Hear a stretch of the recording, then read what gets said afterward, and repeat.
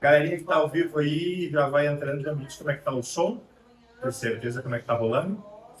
Mas, voltando às lives, então, para quem está começando a me acompanhar agora, meu nome é Matheus Morgado, sou professor de educação física, especialista em movimento e dou cursos em relação a padrões de movimento e principalmente sobre os agachamentos, terras, supinos, né, e algumas variações para periodização em termos de reabilitação, performance esportiva e atendimento de introdução aí aos treinamentos básicos com os alunos que são iniciantes, o aperfeiçoamento técnicos intermediários e avançados.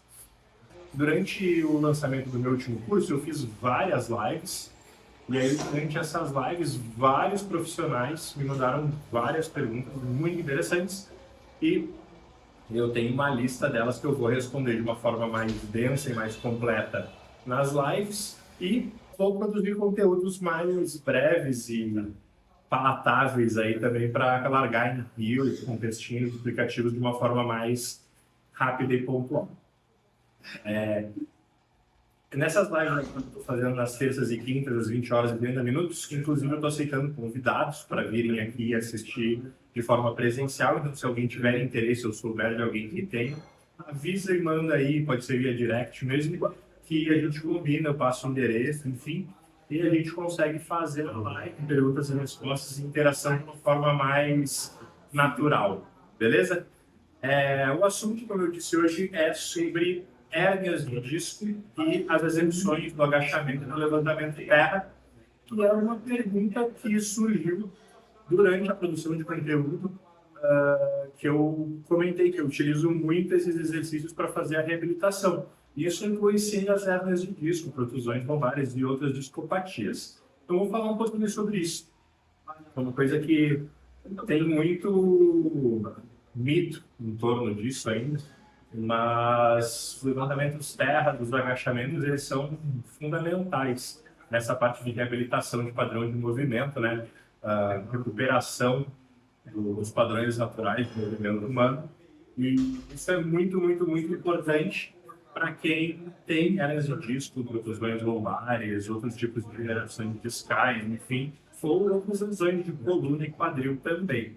Então, não só as hernias de disco, mas muito em especial as hernias de disco, que são bastante comuns e normalmente a indicação é não fazer esses exercícios por parte de médicos e fisioterapeutas, mas na verdade eles são bem importantes nessa parte de reabilitação. E aí entra aquela questão do como, por quê, como que faz, quando que usa. Cara, é claro, parece bastante óbvio, que o aluno que tem uma lesão na coluna não vai chegar para ti, tu vai pegar e dizer, vamos agarrar nas costas aí, agacha, pega o peso aí e faz um terra. Existem diversas etapas preparatórias para isso. Dependendo do caso, tem que passar com o fisioterapeuta antes, fazer alguns ajustes à dor. A gente tem que fazer uma preparação neuromuscular, né? Recuperar aí a função de forma integrada de diversas musculaturas que vão atuar na estabilização do complexo lumbar-pélvico, quadril e lombar. Isso aí a gente usa liberação facial, usa treinamentos de mobilidade e flexibilidade para recuperar a amplitude de movimento e resgatar também uma paridade de movimentos, de amplitude, coordenação e força entre os dois lados do corpo, né? Isso é bem importante, bastante importante mesmo.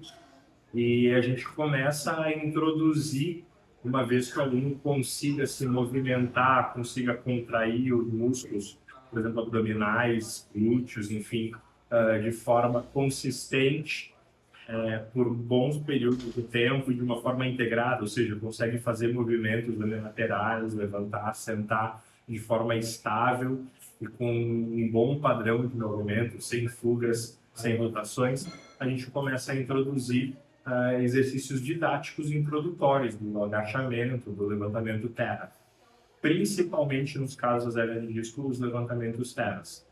Por quê? Por que eles são tão importantes? O levantamento de terra é um exercício que trabalha de forma integrada toda a cadeia posterior. Então, trabalha panturrilhas, posteriores de coxa, glúteos máximos, glúteos médios, diretores da coluna, paravertebrais, estabilizadores também, como múltifidos e quadrado lombar ali, eretores da coluna, de uma forma integrada, como estabilizadores, exercendo a função que eles têm durante o movimento. Então, glúteos, por exemplo, são motores primários do movimento. Isquiotibiais, nós vamos desacelerar e fazer o controle da velocidade e da amplitude. E a gente tem diversos músculos aí, estabilizadores secundários, como o quadrado lombar e a da coluna, que vão fazer os distintos do movimento, como múltiplos e outros paravertebrais, ao longo do processo do movimento, ao longo da execução.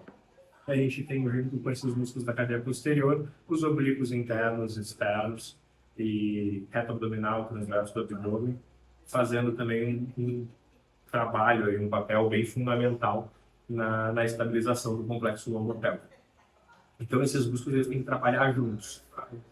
Uma vez que o aluno ele tem a capacidade de controle respiratório, controle de contração, controle de movimento, e consiga manter todos esses parâmetros de respiração, contração, controle motor, e paridade em movimento de força, tanto em termos de amplitude quanto em termos de força e controle do movimento de ambos os lados, a gente começa a introduzir esses exercícios mais voltados para a força, integrando todos esses movimentos em uma única execução. E o levantamento terra é o principal exercício, né, com essa característica.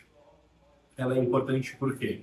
Porque a gente vai ter um movimento que é um movimento básico, natural, humano, um movimento que a gente desenvolve desde que a gente nasce, então ele é fundamental para a gente, para pegar alguma coisa do chão, para fazer movimentos para se vestir, para colocar um calçado, enfim, todos eles são movimentos que vêm desse mesmo padrão do levantamento terra. A gente vai ter uma transferência de força de reação do solo, ou seja, a gente empurra o solo e a gente vai ter um movimento dominado pelo quadril, com essas musculaturas posteriores. Esse padrão do levantamento terra tem essas características, como eu estava dizendo, acho que eu parei em transferência de força de reação do solo, né, para movimentar o corpo e cargas externas. Então, esse padrão fundamental é o que vai reforçar em termos de força, resistência e coordenação intra e extra muscular, ou seja, contração dos músculos, das próprias fibras musculares específicas e a coordenar também a integração, né, esse parâmetro coordenativo de contrações de forma integrada e coordenada dos diversos grupos musculares envolvidos no movimento. E é isso que faz o terra ser fundamental. Por quê? Quando tu vai fazer o movimento, tu fazer essa transferência de uma forma estável, fluida, coordenada e com uma bilateralidade forte e coordenada o suficiente para manter as estruturas do quadril e lombar estáveis. E isso não permite movimento da lombar, não permite movimentos de flexão, extensão, rotação, translação, inclinações da coluna, que vai fazer com que as vértebras e discos se mantenham estáveis durante o movimento. Quando a gente tem protusões e hérnias, a gente tem um deslocamento do disco para algum sentido, normalmente posterior. E o que gera a dor é um aumento desse deslocamento, ou, no caso da hérnia, quando a gente tem uma extrusão do líquido intradiscal, a gente tem um aumento da pressão pelo extravasamento desse líquido, que gera uma maior pressão ali no sistema nervoso central, na coluna. E é isso que gera dor, e é isso que gera sinais de dor e sinais de contração e relaxamento, inibição de determinados músculos. Por isso que a gente tem dor quando a gente se movimenta. A protusão, a hérnia, esse tipo de discopatia em si não dói. O que gera dor é esse extravasamento de líquido ou deslocamento da vértebra que entra em contato, da vértebra do disco, que entra em contato com o sistema nervoso e gera disparos de contração ou de inibição de determinados grupos. Com esses sinais de contração ou de inibição muscular, a gente gera compensações e falta de atuação de alguns grupos musculares específicos. Isso agrava o problema, porque conforme a gente faz os movimentos, a gente tem desequilíbrio, a gente tem movimento da lombar, que normalmente agravam e acentuam esse tipo de lesão. E justamente para impedir que isso aconteça, a gente precisa desses movimentos de forma integrada, com o uso dos músculos de forma integrada. O levantamento terra cumpre esse papel. E aí a gente tem diversos passos educativos para ir introduzindo o levantamento terra, uma vez que o indivíduo tem a capacidade de se movimentar. Então a gente não começa com amplitude máxima, a gente começa com amplitude reduzida, para que o aluno consiga ganhar o parâmetro coordenativo de movimento dominado pelo quadril, que em geral quem tem esse tipo de lesão perde. Por que perde? Porque quando sente dor fazendo o movimento dominado pelo quadril, a gente tende a retrair e o nosso cérebro interpreta como um movimento perigoso e lesivo e ele inibe esse movimento. Então, tu vai fazer o movimento usando grande amplitude de movimento de joelho, de tornozelo, e isso muitas vezes acaba acentuando o problema em relação ao muscular, ou seja, tu fica com músculos que deveriam estar atuando cada vez mais fracos, e tu tem músculos que não deveriam estar atuando naquele movimento, ficando cada vez mais fortes, dominando cada vez mais aquele movimento. E isso aumenta o nível de disparidade, e isso, em geral, agrava, tende a agravar a lesão e deixar pior essa protusão, às vezes transforma uma protusão em uma hérnia, ou começa a extravasar mais ainda esses líquidos intradiscais de uma hérnia de disco, que gera mais dor e mais disfunção. Então, a gente tende a começar com um simples padrão de movimento de dominância pelo quadril. E isso, na maior parte dos casos, já pode ser meio desafiador. Então... A Cacau falou que ela tem 7 hérnias de disco. E ela falou assim, com 3 hérnias na lombar, um dia conseguirei voltar a treinar? Sim, consegue. Então, tem alguns pontos específicos que tem que se levar em consideração. Por exemplo, eu tenho 2 hérnias de disco que eu tive fratura na coluna. Então, eu consigo agachar, consigo fazer terra. Eu tenho muitos alunos. Na verdade, nunca passou um aluno pela minha mão que tivesse questões com protusões e hérnias que não tenha ficado mais de 95% recuperado, conseguindo fazer todos os movimentos. Isso aí entra algumas questões específicas. Por exemplo, beleza, são 7 hérnias, né? Fez alguma cirurgia? Não fez? Quão sensível tu tá ao movimento? Se os músculos, por exemplo, glúteos médios, glúteos máximos, glúteos mínimos, posteriores de coxa, eles são responsíveis ou não, eles fazem o movimento, eles contraem. Isso tudo determina o quão fácil ou difícil é fazer esse processo de reabilitação.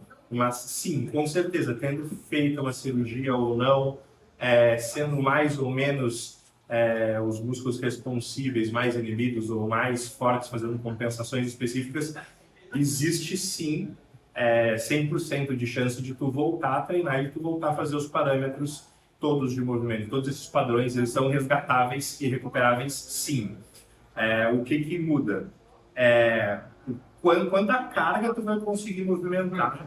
Quão complexo vai ser esse movimento? Mas para parâmetros de vida normal e de treino, sim, é 100% recuperável. Alguns indivíduos recuperam 100% mesmo com hérnias bastante graves. Eu já tratei para reabilitação neuromuscular de indivíduos com 9 hérnias de disco extrusas, com recomendação de processo cirúrgico, que não fizeram cirurgia e conseguem fazer agachamento com a barra nas costas com peso corporal, né? Ou seja, o indivíduo pesava 80 e poucos quilos, conseguia botar uma barra com 80 e poucos quilos para fazer agachamentos. Mesma coisa no levantamento terra. Talvez tu nunca vá competir no powerlifting da vida, mas para parâmetros normais de vida cotidiana, levantar e sentar no chão, fazer movimento de agachamento na academia, vai variar se com a barra nas costas, se agachamento frontal, se glúteo estiver segurando o peso à frente, ou levantamento terra também, se vai fazer uma amplitude completa ou reduzida, ou se vai fazer apenas com uma barra hexagonal, se vai fazer com a barra reta normal. Isso pode variar, mas sim, volta a treinar normal. Ela falou, eu tenho muita dor no ciático, e ela fez cirurgia de coluna, por enquanto o neurocirurgião só me liberou por pilates, fisioterapia e caminhadas leves. Normalmente, esse processo cirúrgico são de dois tipos, ou esvaziamento do líquido intradiscal para diminuir a pressão na coluna, ou, às vezes, remoção do disco e colocação de pinos nas vértebras.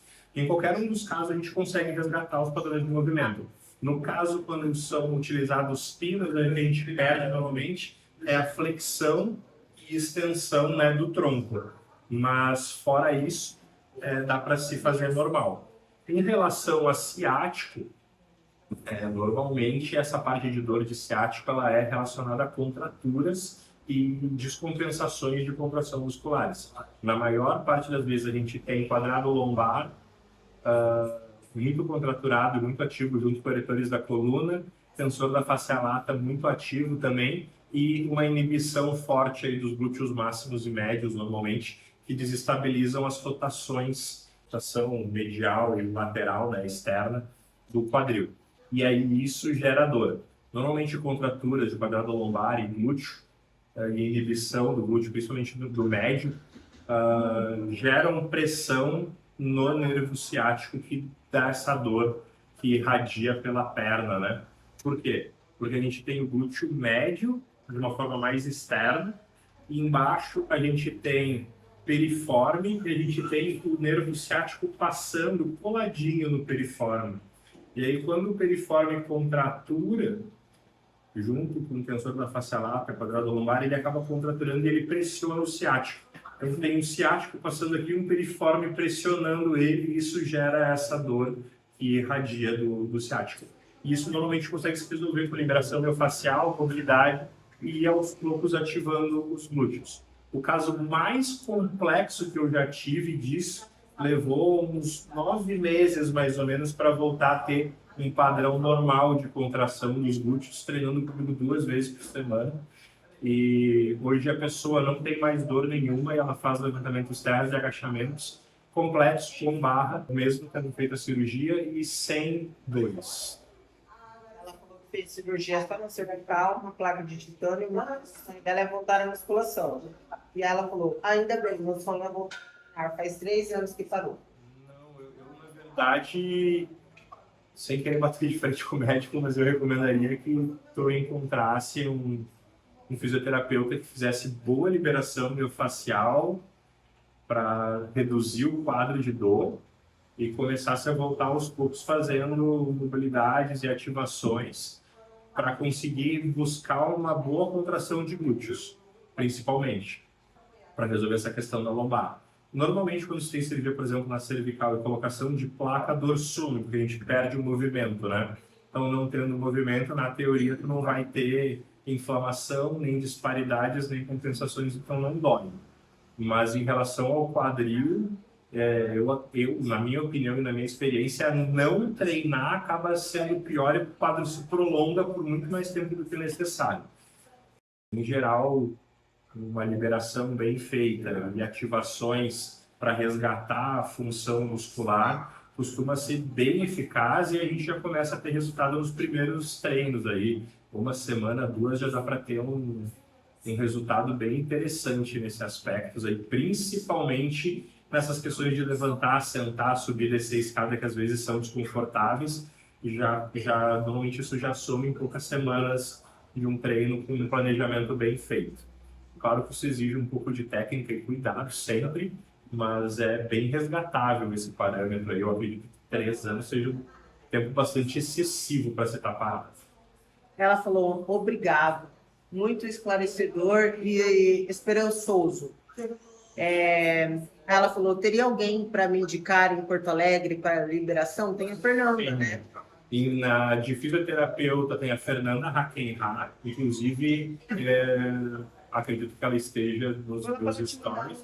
Me manda um direct, eu te mando, mas sim, em Porto Alegre tem a Fernanda Hackenhart, fisioterapeuta, e para a parte dessa reabilitação tem alguns profissionais bons aí, o Ivan Jardim é muito bom, a Dani Azevedo e o Diego Rochinol fazem bem esse papel também de resgate e reabilitação.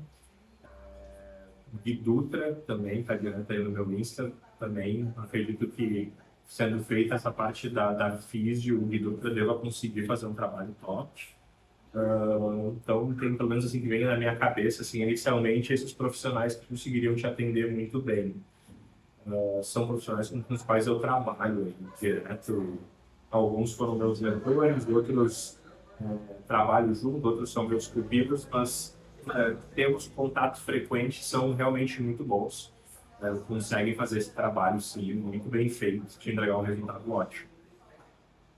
E em relação ao agachamento, né, eu acabei falando muito do terra e não entrei no agachamento, mas o agachamento também é muito importante, não tanto na função de reforço, né, e de resgate desse trabalho integrado das musculaturas, mas sim em relação à qualidade de vida, né?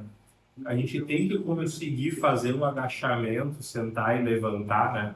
Pelo menos aí mais ou menos na altura dos joelhos, quando a gente vai sentar e levantar de uma cadeira, vai levantar e sentar na privada, entrar e sair do carro, a gente tem mais ou menos essa altura aí de quadril próximo da altura dos joelhos. Então, o agachamento, além de ser importante para transferência de força, padrão de movimento e reforço de algumas musculaturas como glúteos máximos e quadríceps e core, que também deve pegar muito abdômen, essa estabilização, a gente também tem essa importância fundamental dele na nossa vida diária, né? Quem não consegue um agachamento mais ou menos nessa altura aí dos joelhos, vai ter muita dificuldade de levantar, sentar, entrar e sair do carro, muitas vezes subir e descer algum degrau um pouco maior, até para ir no banheiro começa a ficar meio complicado. Então esse resgate padrão de movimento, embora seja diferente dos resgates que a gente utiliza no levantamento terra, ele é fundamental para a qualidade de vida. Se não conseguir sentar e levantar com facilidade, a vida vai ter trabalho muito maior do que necessário e o sofrimento bastante desnecessário também.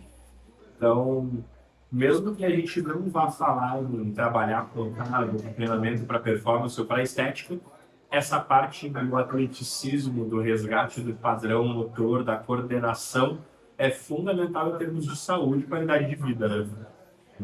E o levantamento terra é fundamental e o agachamento também, por essas questões de parâmetros de movimentos da vida cotidiana.